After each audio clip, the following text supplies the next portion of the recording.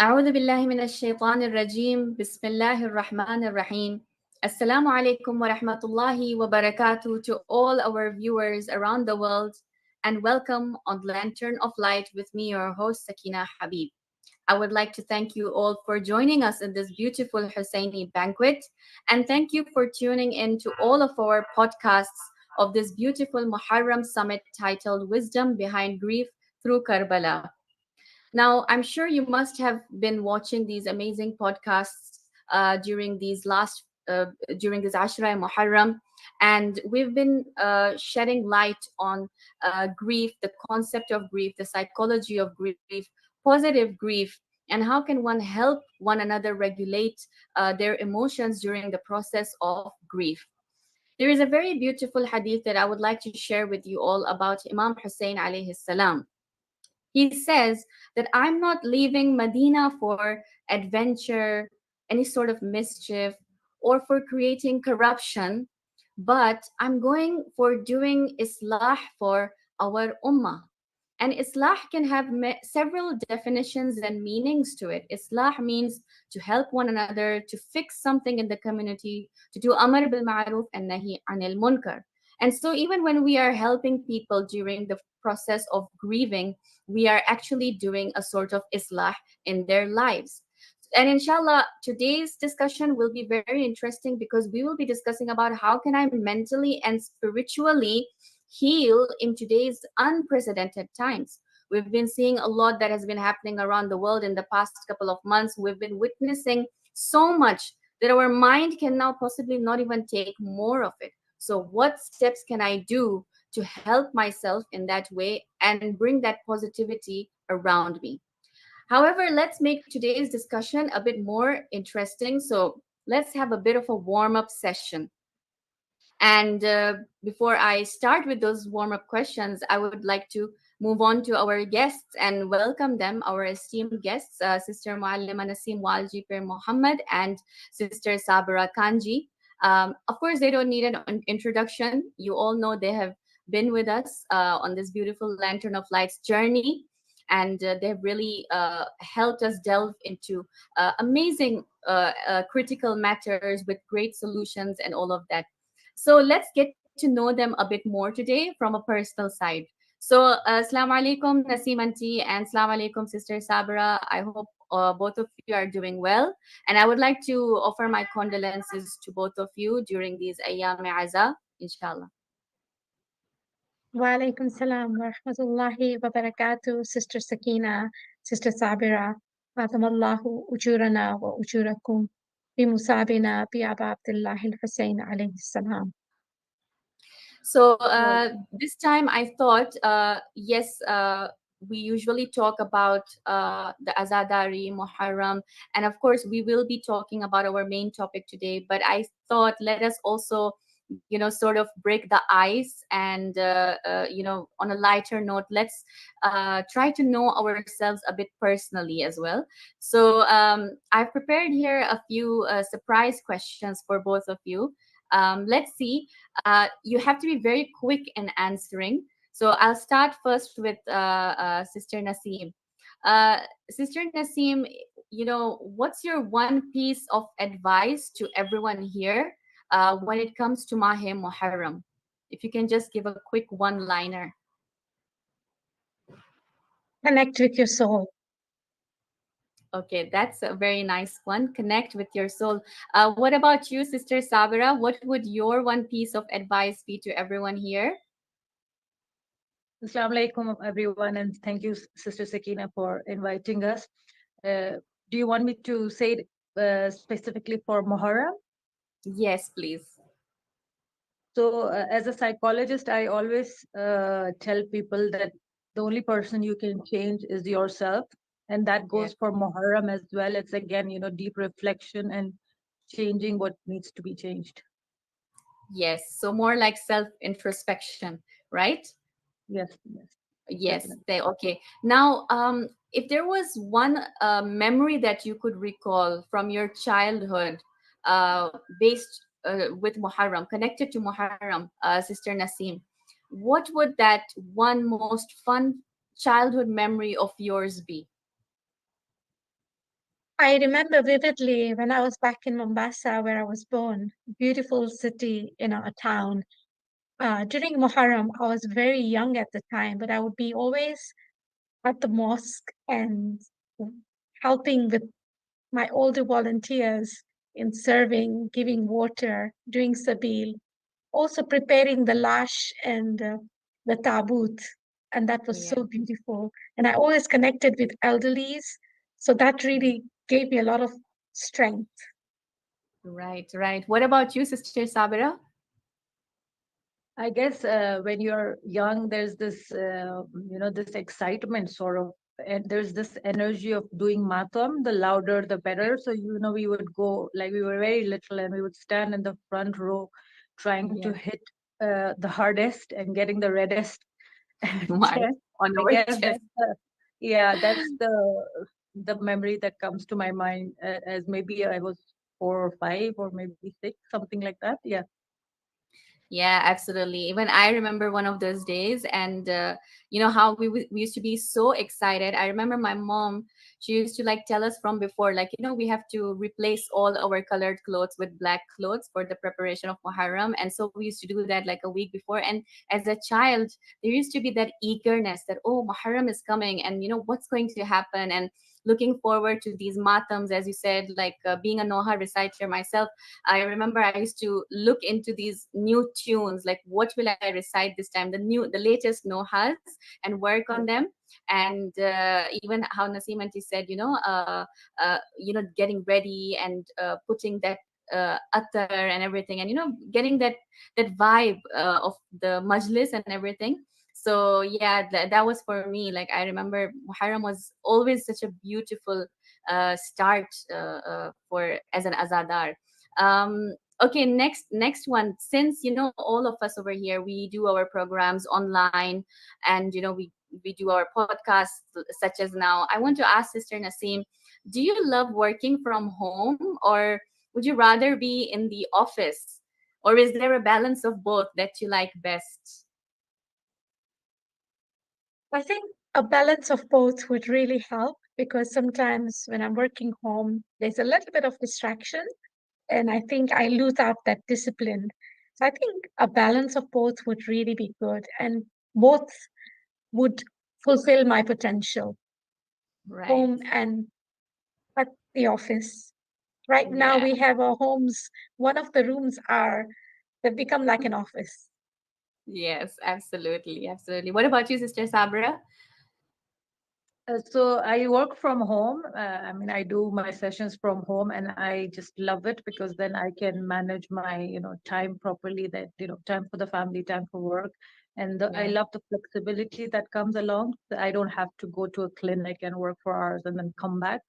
So Yeah. because the family is my priority, I just love working from home, and obviously Yeah. there are boundaries, right? So, Of but I course. just feel more comfortable, yeah, working from Yeah. home. Great, great. Okay, so since we will be talking more about how I want to heal myself spiritually and mentally in today's distracted world, I think I would want to ask this question is that, Naseem auntie, if you had to delete all but 3 apps from your smartphone, okay, which ones would you keep? That's a very tough one because we are living in a world where we are able to have a very positive impact. And I think a balance is very good.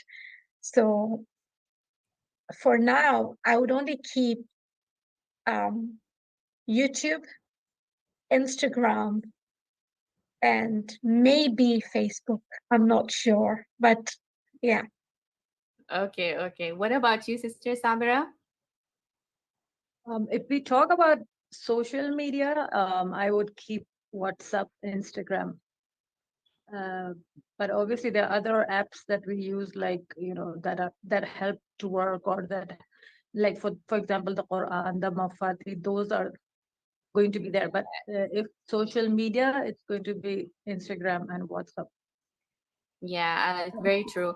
I think some people might even say TikTok, because it is like the fastest app that gives you updates about what's happening around the world. But at the same time, uh, it is very easily distractive also, because of the content that comes in through the algorithm is like so messed up. So it can show you like a good content, and then suddenly there's something that will just distract you from what you're actually really researching. So yeah, it depends person to person. Okay, last question, and then inshallah we'll move on to our discussion for today. So many people say that, okay, when you're a professional speaker, you're born confident, so you must be like an extrovert. So let's find out from the both of you if that's true or not. Naseem auntie, are you an extrovert or an introvert? That's a crazy question. I think I think I have a balance of both. I like to be my own person and having that moment of retreating myself, and I need that time for myself. And an extrovert where I'm able to be a positive impact and give my Yeah, loving, caring energy to the community and my humanity, then yes, I would be there. Yeah. wonderful, wonderful. What about you, Sister Sabira?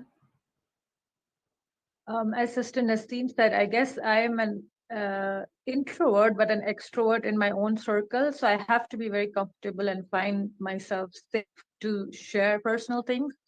But Yeah, yes, and even if I am in a social setting, I think I'll stick to my own circle. But if yeah. it comes to like confidence and talking about issues, and because our field is so designed or so, I mean, like I use my social media platform. Obviously, I have to talk about certain issues. But when it comes to personal things, yes, I have a very selected circle. Yeah. So, yes, both can be applied. So, usually a person is born with both. Like, you can be an extrovert and an introvert at the same time, because it depends on your surroundings. Like, how you as an individual are going to react towards the surrounding that you are in at that time. So, yeah, when there's a balance, then that's the perfect way to do it. Okay. I think we are now very well warmed up for the our discussion, and I hope both of you enjoyed a little bit. Now let's move on to the serious questions, and that is the discussion for today. um, as the topic is very clear, during these heavy times that we have been witnessing in the past couple of months, the weight of emotional combustion is really overpowering our faith. So, Nasimanti, in what ways can we hold on to the firm hope in faith? أعوذ بالله من الشيطان الرجيم. بسم الله الرحمن الرحيم. I want to say my salams to all our azadars who are watching online, and I would like us all as a collective to journey together, because there's so much out there. There's so many lovely speakers, inspiring material. But I feel that one of the verses of the Quran that Allah subhanahu wa ta'ala really, really opens our hearts. And this is an ayah which is very, very profound. In Surah An-Nahl, ayah number 97, Allah says, Bismillahir Rahmanir Rahim.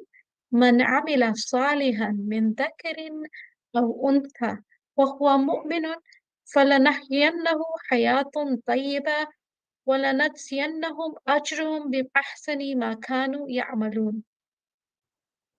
This is a verse that really rests and gives us that zest of life.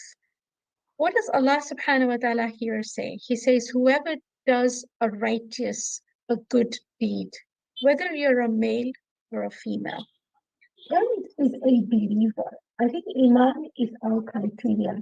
Iman is the yardstick of getting that restful heart. Allah says we shall certainly give him a goodly, pure life. That means that we are immortal. As human beings, Allah has given us the potential of immortalizing ourselves. And I feel like in this particular verse, Allah subhanahu wa ta'ala reassures us that He will recompense in proportion to the reward for the best of what we as humans, as believers, have done. I think what's happening right now, we find it so intense, my dear sisters. We find it so heavy because it's right on our smartphones. We see every story, every storyline on our smartphones. We look at the the TV channel, listening to the radio. Radio has been quite old-fashioned at the moment. People hardly listen to radios, but I feel like there's so much of information and the media is constantly bombarding us.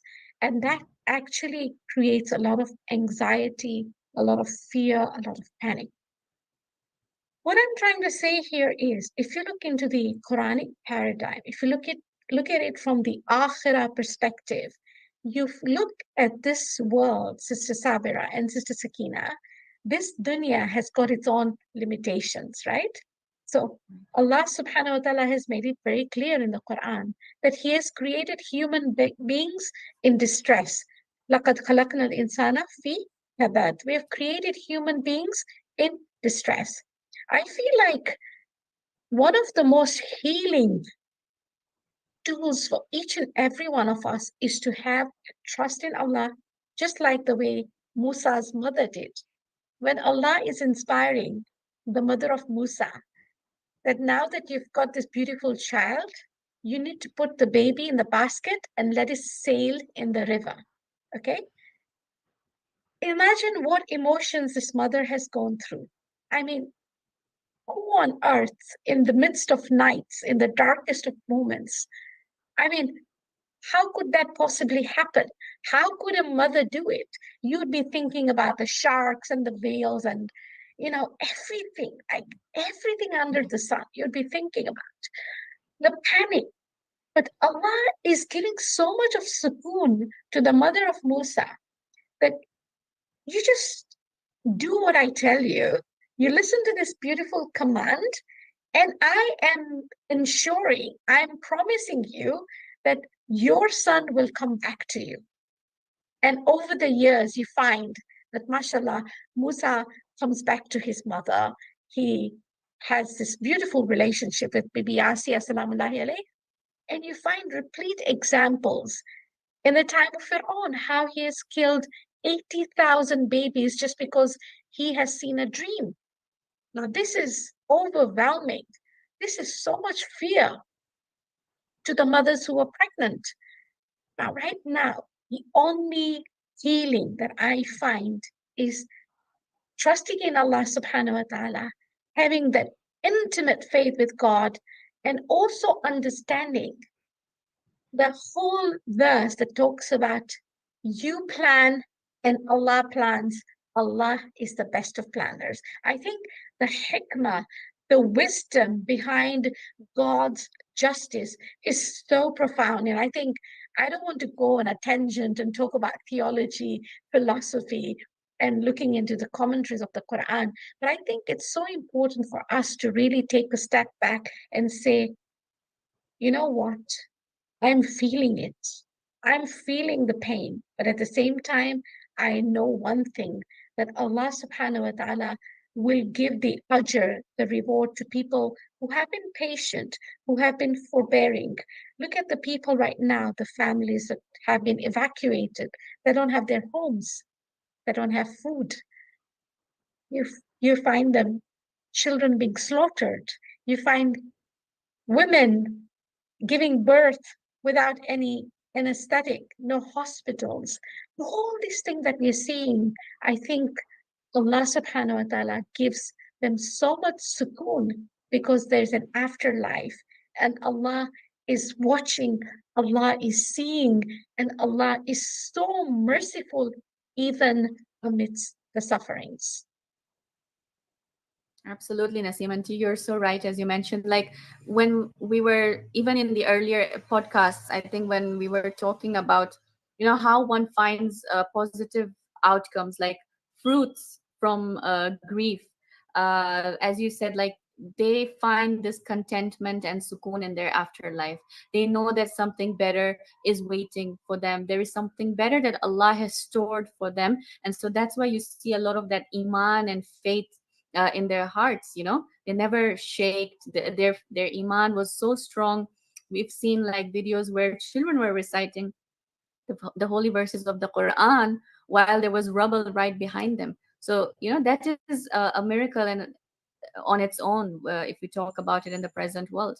And that's why, Sister Sabira, I would like to ask you the same thing, that the present times have been very stressful for so many of us. Would you like to shed some light about how it may impact us, and what can one do then in these situations? Thank you very much. Just like Sister Naseem said, because of the fact that we have our phones all the time and we are being exposed to the news and to news every second, it's like as if you're reliving, or you're actually there, and then maybe even if you're not using your phone, you're doing something else, and it keeps coming in your mind. You're having food and you remember that there are children starving. You have a conversation with your loved one, and you wonder what's going on there, because it's not like a week, a month, it's 8 long months, right? So the trauma or the stress has been there for months, and it's not only that, it's from generation to generation. So when we talk about trauma, when we talk about stress, there are various types and various levels. So we think, okay, stress is something that will come after an event and then it will go away. But these people, the way I see it, or the way we can see it, is they are going through continuous traumatic disorder. It's not post-traumatic, it's continuous, because it's still continuing. And we know statistically that when you go through something every day for a long period of time, it does impact not only your mental health, but also your physical health. So yes, we are not there directly, but indirectly, there are many people who might be going through stress symptoms. They might be getting sleepless nights, aches, pains, and other physical issues, like maybe their gut health, the heart, the cardiovascular system. We don't realize because we can't see what's going on inside our body. And yes, on the outward, we might be okay. We might think, oh, but we are not there. But actually, we are somewhat there because of the way we have been exposed to the news.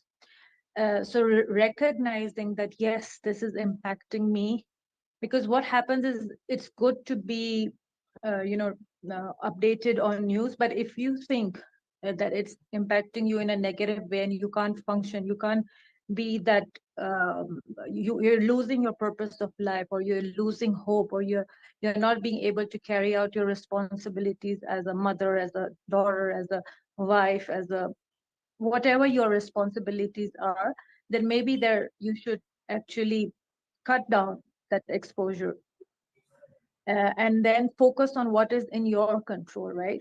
Because right now, I guess we all feel quite helpless and guilty sometimes, like the people from uh, who survive from any kind of abuse, or from this kind of genocide.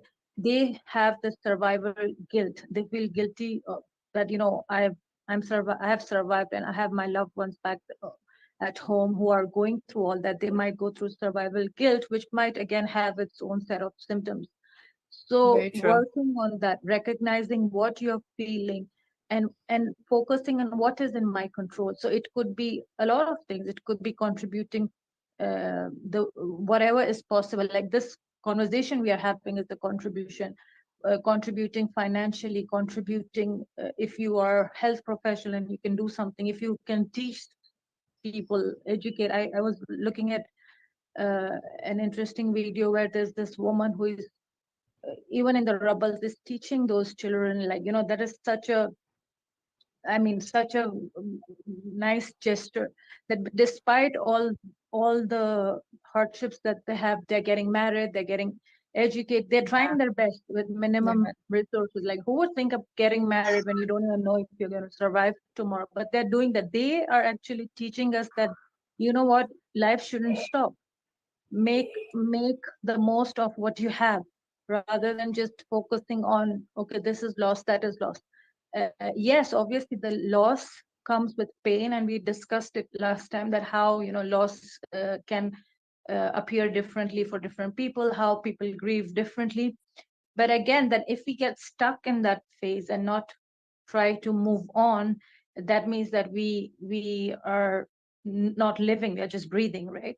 And that is not what Allah subhanahu wa ta'ala wants from us. He wants us to live, make most of what we have, and let go of what we cannot control.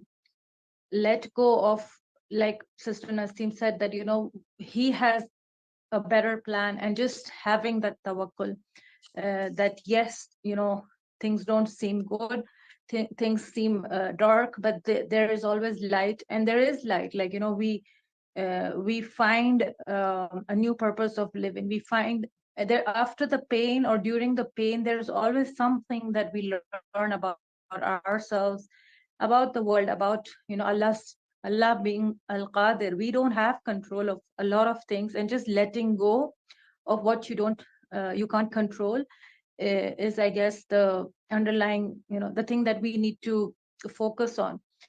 As far as if you're already going through, let's say, depression or anxiety or a lot of stress because of what's going on, it's the first step, I guess, would be to recognize it and then get help.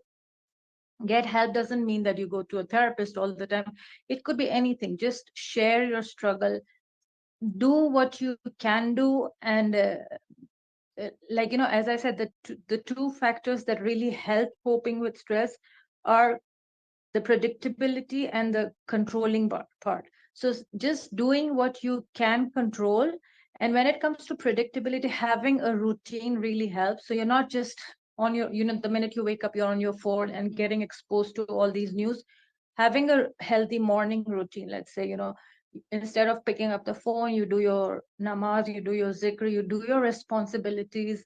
You are more reflective about how you're spending your time, rather than just spending a lot of time on the phone and being exposed to all this. And even if it's just scrolling about, not about negative events, even if it's positive events, it is having a lot of impact on the way we are managing our time. Time itself is a blessing from Allah, and using it in a way that time is not controlling you, you are controlling time, is very important, because your nervous system feels safe and secure. It feels that yes, you are in control of, you know, your body, your soul, your mind. It's not this outside thing that is controlling you, and managing it will help you decrease that stress. Absolutely. And you've actually covered all the points that, you know, how one can sort of take breaks from social media. It's not a must to always be glued, you know, to our screens, because we've got our priorities, our family lives. And it's so true that how, you know, parents can sometimes, you know, lash out their frustrations and their emotions on their kids, because, you know, it affects our emotions and our nervous system and our memory system. We just don't realize it, how it converts into our actions. So we have to really sometimes take those breaks, although we know it's almost impossible to keep ourselves out of the oblivious. But uh, one should really stick to a routine which is necessary, and avoid being distracted. I would like to move on to Sister Naseem. You know, from an Islamic perspective, it is said that one must know about the affairs of their Muslim brothers and sisters, because we've seen it in, you know, our ahadith and narrations. Rasulullah has said that, you know, when you wake up in the morning, you should know that what are the current affairs of your brothers, Muslim brothers and sisters around the world. So at the same time, we can't also just, you know, ignore and be silent and not do anything about it. So in what ways do you think can we be a source of aid today, Naseem Aunty? To be honest, Sakeena, we can have a series of lectures on this. I have given quite a few lectures on this particular topic, where Rasulullah sallallahu alayhi wa alihi wa sallam, Allahumma salli ala Muhammad wa ali Muhammad, ajil farajahum, he says, Man asbaha yawman falam yahtam bi umur al-muslimin, falaysa bi Muslim. One who wakes up in the morning and does not think about the affairs of Muslims is not among us, is not a Muslim.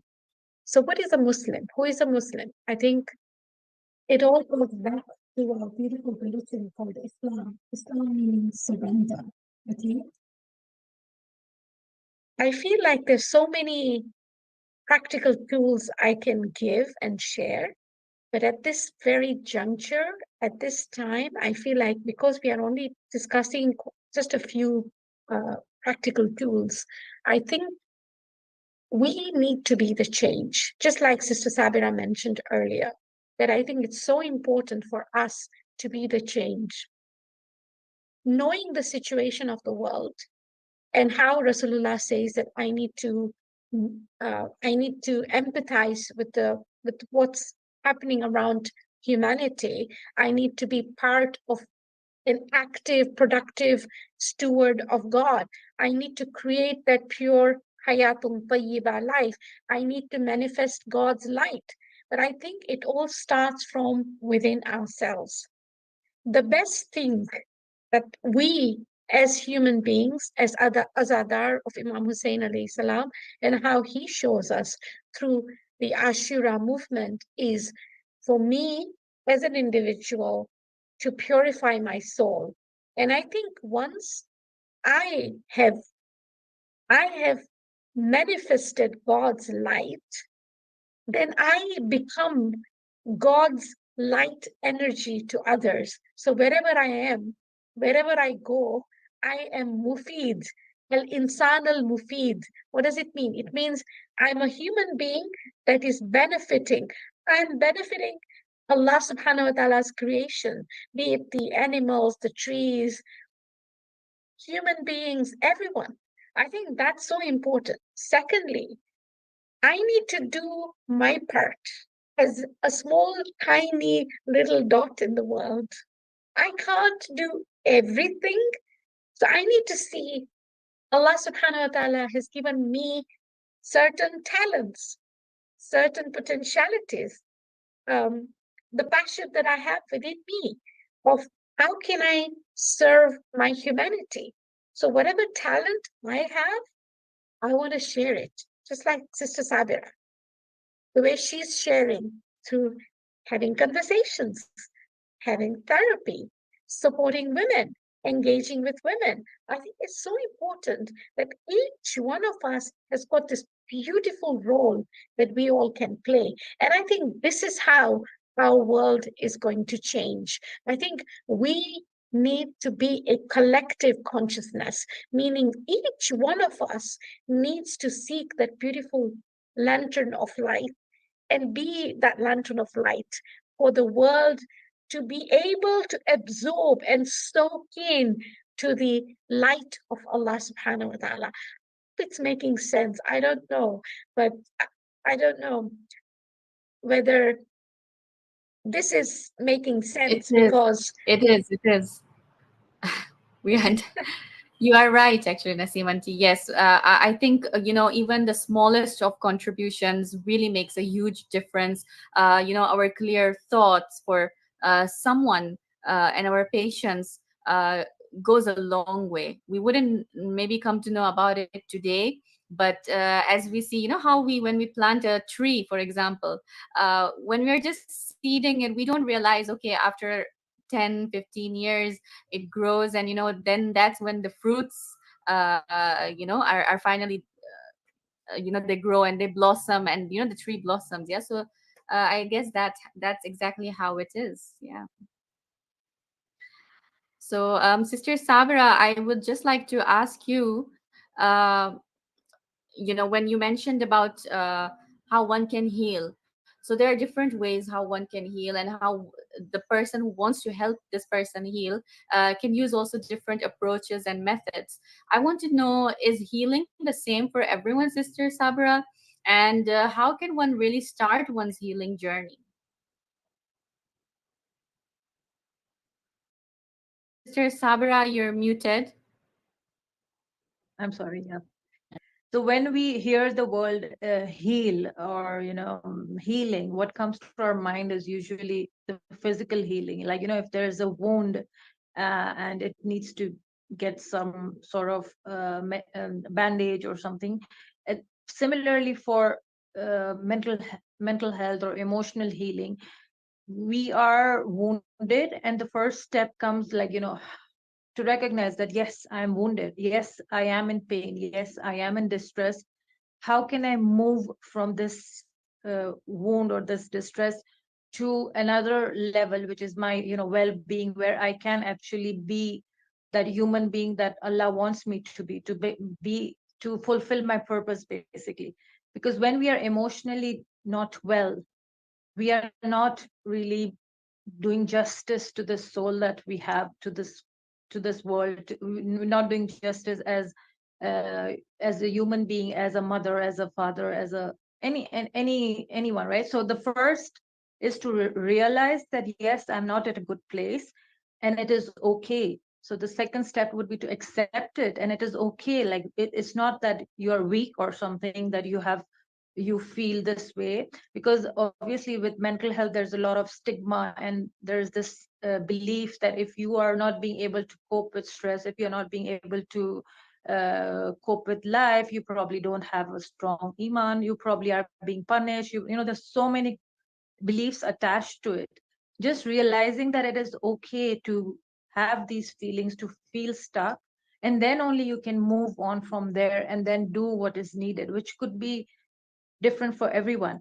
Like some people take months and years to heal, other people just need a few sessions and they feel quite okay about their mental health or the way they are. So again, not comparing yourself with others, that oh, she seems fine but still seem stuck. Or other people also might comment, it's okay, it's no big deal, you should just move on. So this push or this judgments that we get from people, that it's not good to just be stuck there, and that doesn't really help. So us being more empathetic towards people who are struggling, rather than judging them that why are you stuck, or why do you need help, or why this and why that.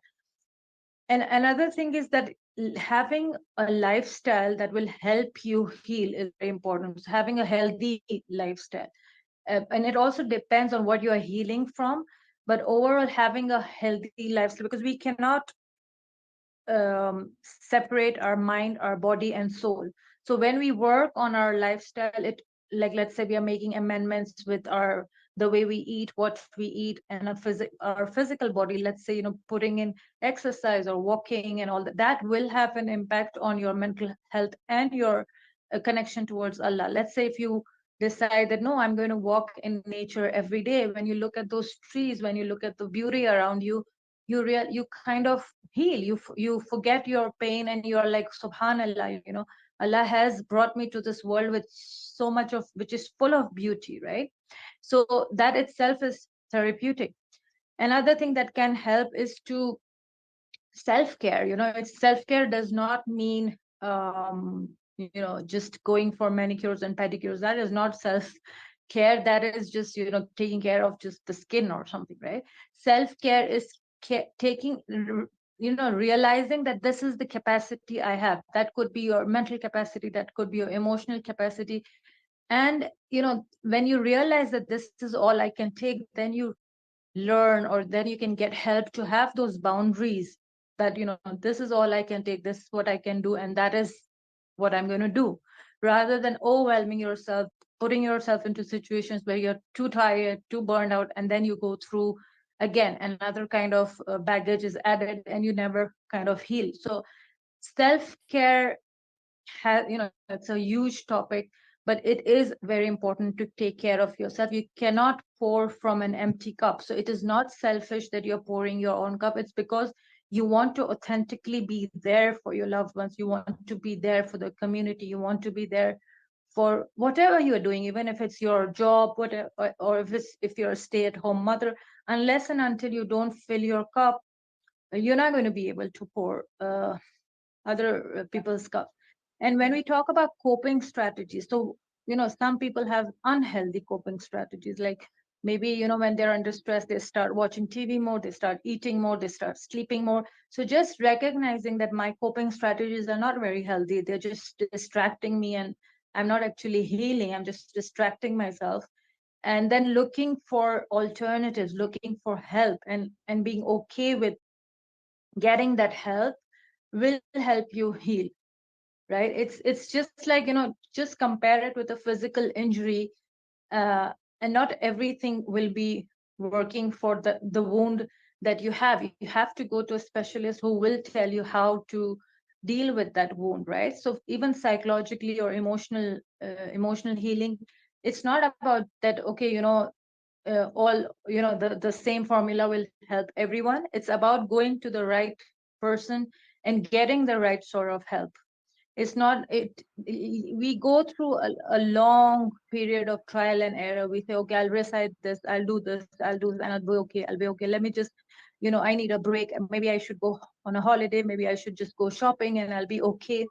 Those are very superficial ways of coping, and they're not going to really help you in healing. Yes, they might help you forget your pain for a little while, but actual healing requires a lot of deep work, which could be, you know, dealing with your childhood traumas. It could be anything. It could be learning healthier coping strategies. It could be diving into your beliefs that are not really helpful anymore and discarding them and alternating them with helpful beliefs that, you know, are going to help you, right? So going Right, to a absolutely. specialist would be helpful. Yeah. Yes, I liked how you touched the point of, superficial needs. How we just try to sort of heal ourselves by, focusing on superficial needs, shopping and, with the manicure, pedicure. That was really a nice example that you mentioned. Sister Naseem, if we talk about Ashura within the context of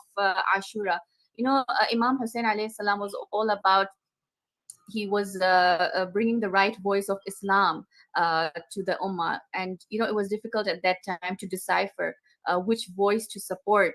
There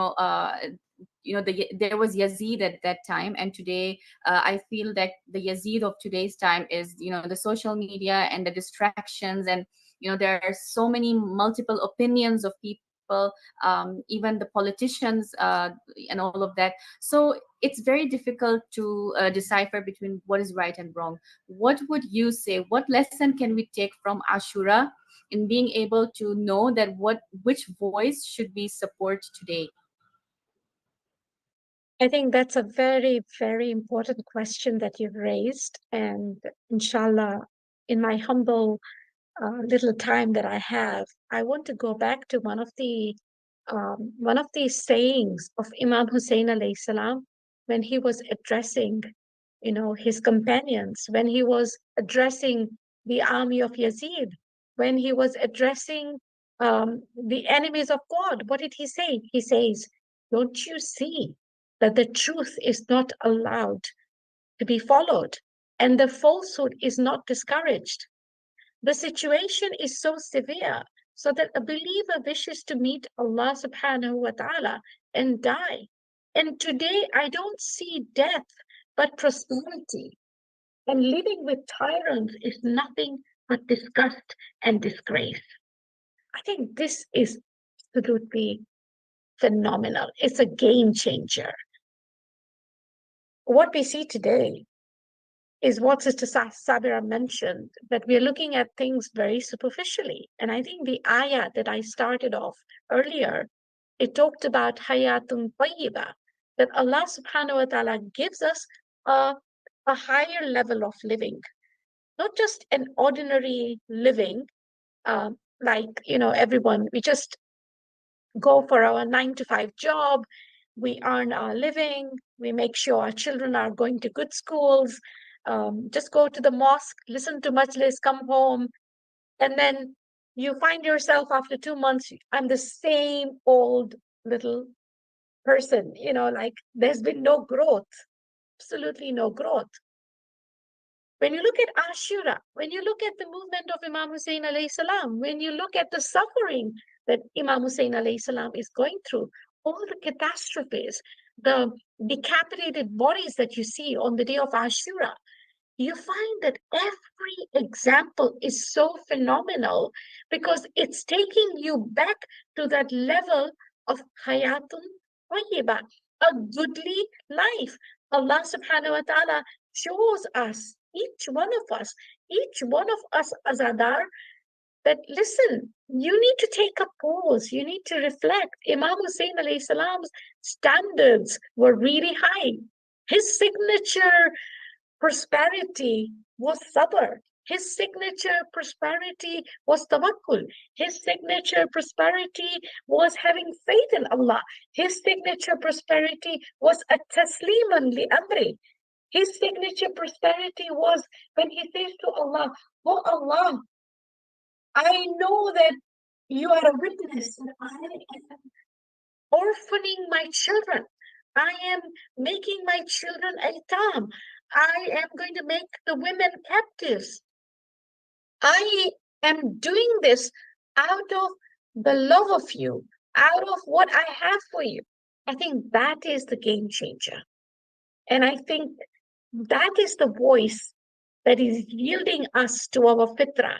That is the voice of Hussein alayhi salam and Sayyidah Zainab salamullahi alayha, who says, "Ma ra'aytu illa jamila." I see nothing but beauty amidst tragedies, amidst horror, amidst everything under the sun. You find that she's lost her beloved brother.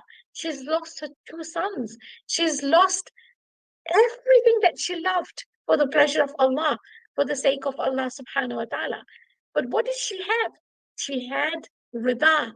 She had rida. What does rida mean? It's a beautiful concept. People, talk about it. They use these buzzwords, Sakeena, have some rida, have some sabr. But how do we even talk about sabr? Have you seen our body gestures, and have you seen people's facial expressions? How do we go and approach people when we say, have sabr? Come on. Sabr is jameel. Sabrun jameel. Allah is telling Yaqub, Allah is telling Yusuf that you need to attain a beautiful patience. The grand ajr of patience is absolutely phenomenal. I think one of the hadith that I wanted to share here is so beautiful, and I thought I was so excited to share this hadith, and I'm sure our viewers will love it. Honestly, will die for it. Jabir, one of the companions of Imam Bakr alayhi salam, they have a discussion and they're talking about sabr. And Imam Bakr alayhi salam says that there's a beautiful narration from the Prophet sallallahu alayhi wasallam, and he says that if one of your child dies out of sickness, or like how many of us have seen children dying in sleep, or it's a tragedy. It's absolutely a tragedy. It's traumatic. Nobody should go through that process.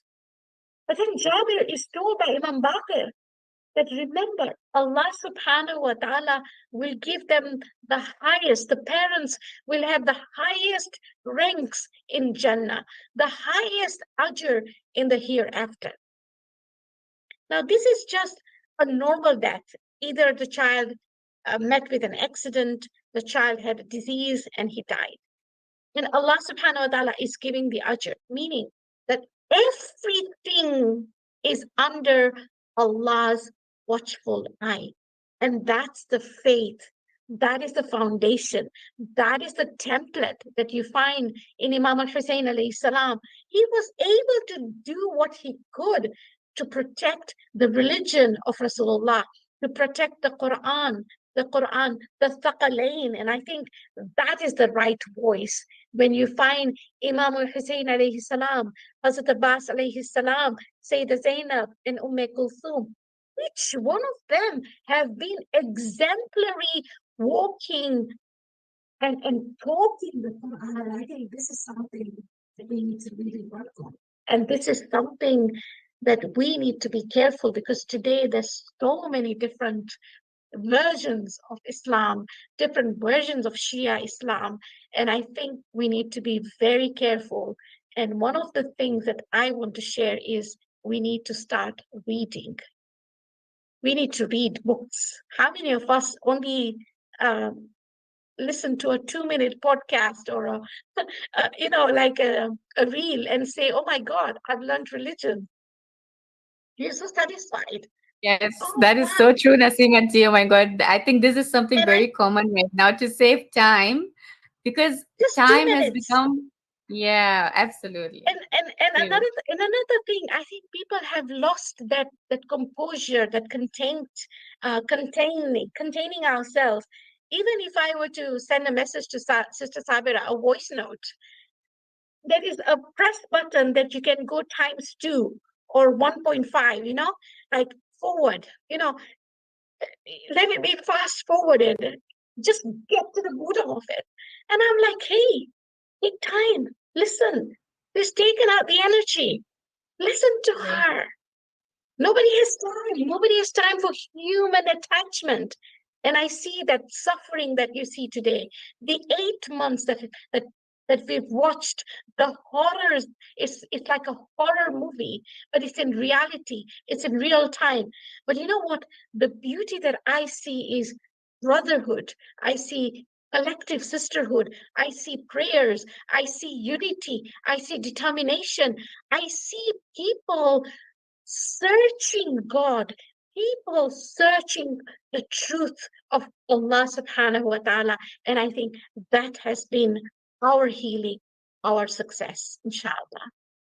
Inshallah. Thank you so much, Naseem Aunty. I think you nailed it. You are so right. I was just talking about something similar with a very special guest on one of our podcasts, and he mentioned the same point that how time has become such a borrowed masterpiece, especially in the last 8 months. I feel like the barakah in our lives has really sort of decreased, and nobody has time for anybody. That human attachment, as you said, is really decreasing day by day, and I think that is something we really need to work on. So inshallah we will. And I would like to thank both of you for joining on today's program. Thank you for sharing your humble insights with everybody. Jazakumullah for your time.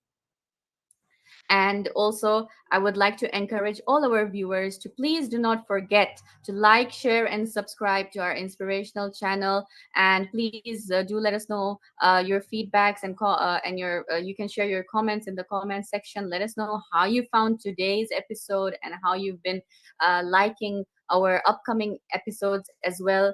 And please do donate generously for our works to continue blossom by making a donation at Lantern of Light, and also for the isal sawab of all your and our marhumeens, and for the shuhada of Karbala. Inshallah, you can do so. And if you would like to donate, the account details are 6342241, and the sort code is 090129, just for everybody's reminder. Please help us transform lives and create a positive impact in our society. Thank you very much. This is your host, Sakeena Habib, signing off. Please remember me in your du'as. Jazakumullahu khairan. Wassalamu alaikum wa rahmatullahi wa barakatuh.